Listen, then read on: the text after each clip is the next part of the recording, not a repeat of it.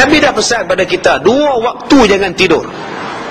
2 waktu kalau boleh elak, sesangat-sangat elak. Yang pertamanya selepas solat asar. Jangan tidur lah. Mengantuk macam mana pun jangan tidur selepas asar. Kalau tuan-tuan mengantuk selepas asar, pergilah berjalan, naik motor ke, berjalan kaki ke, jogging, naik atas bukit, turun balik. Tak pun pizu, tengok rimau ke, patah balik. Jangan tuan-tuan tidur. Kerana tidur selepas asar ini alamatul junun, tanda-tanda nak jadi gila. Dia tanda-tanda nak jadi mereng. Dia balik sekolah pukul 5, mengantuk sangat, dia lari atas katil, dia lompat, dia tidur. Mak pun buka pintu, ya Allah, nak dara, dia tidur. Biarlah, kata suami. Letih tu, kau kerekelam, kata dia. Pukul 7 baru bangkit. Malam, 7 malam bangkit. Menung. Dia pergi semayang. Mayang. Rakaat yang kedua, Allahumma hdini fiman hadai.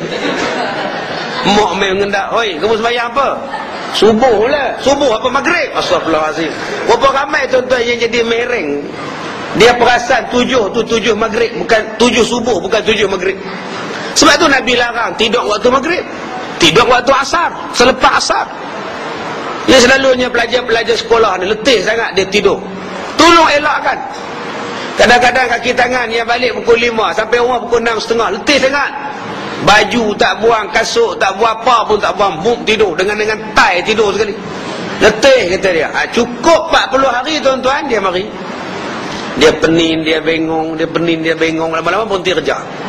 Berapa banyak yang kerja elok-elok, umur 34 berhenti kerja. Pasal tidur petang. Dia jadi malas kerja, jadi sifat malas kerja. Akhirnya berhenti kerja. Tengok televisyen. Umur 30 tengok Ultraman lagi. Ya, dia tengok televisyen, bangkit tidur, tengok TV, makan tidur, tengok TV, makan tidur. Dia berhenti kerja. Dia akan jaga tengah malam. Pukul 1 dia jaga, 2 pagi dia jaga, 3 pagi dia jaga, 4 pagi dia jaga. Dekat subuh dia tidur. Dia tidur tu sampai pukul 12 tengah hari. 12 tengah hari dia bangkit basuh muka, makan nasi. Kemudian tengok TV. Sampai pukul 5 tidur pula. Pukul 9 malam jaga. Gitulah hidup dia. Tuan-tuan tengok orang macam ni. Orang macam ni tuan-tuan, dia jadi gila. Dia gelak seorang-seorang, dia senyum seorang-seorang. Puncanya apa? Selepas asar. Tolong jangan tidur selepas asar. Bagi orang perempuan yang tidur selepas asar, kebanyakan paha dia akan digigit. Ada digigit di paha tu warna biru, digigit di paha dia warna hitam. Cuba buat kalau tak percaya. Orang perempuan kalau tidur lepas asar, tu boleh tengok dia kena lebam-lebam. Dia tanya kat suami dia, "Abang gigit ke ni?" "Apa kepedah guna gigit hang?" "Orang puasa ni, tunggulah buka puasa," dia kata. Hai, menatang lain tu tuan-tuan. Pergi ke doktor kata, "Akak ni kencing manis ni.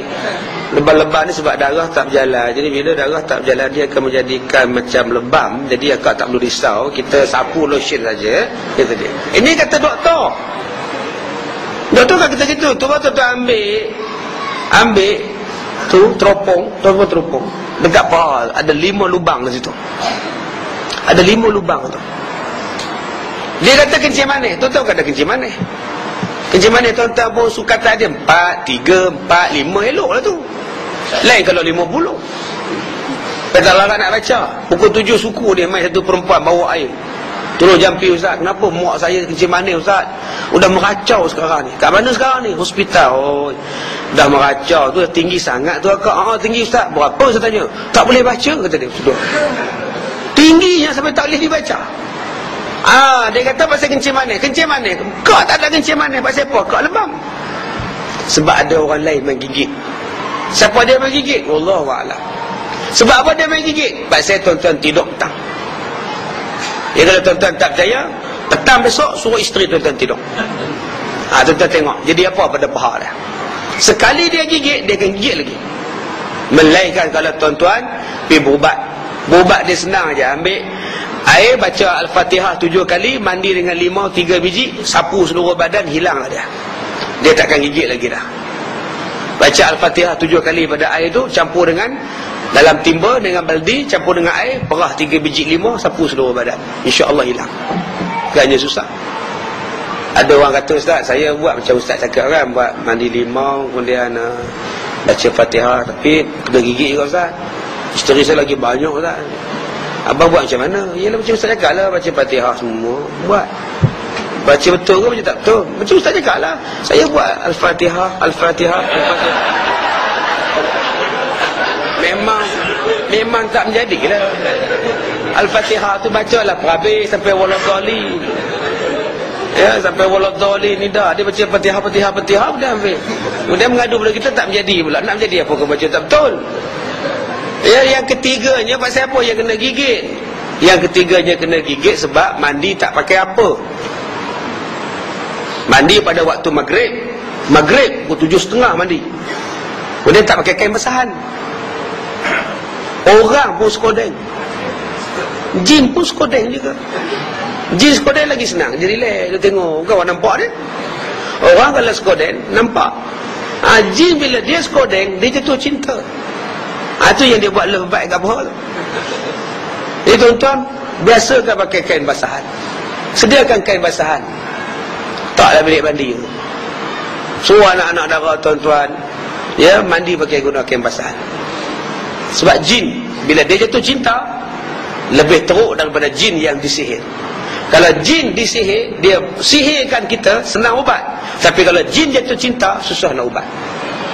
Macam cinta, tuan-tuan kalau dah cinta, pak larang pun tuan-tuan pertahankan cinta juga.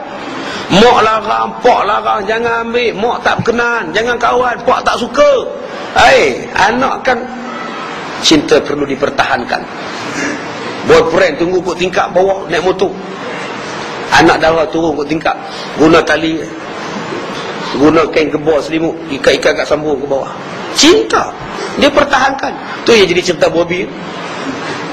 Kau tengok nak cerita Bobby, Rishi Kapoor dengan dimple kapal dia lari ke seluruh tahun 72, 73 lu, buat office dulu, lari kot tingkap, lari kot tingkap.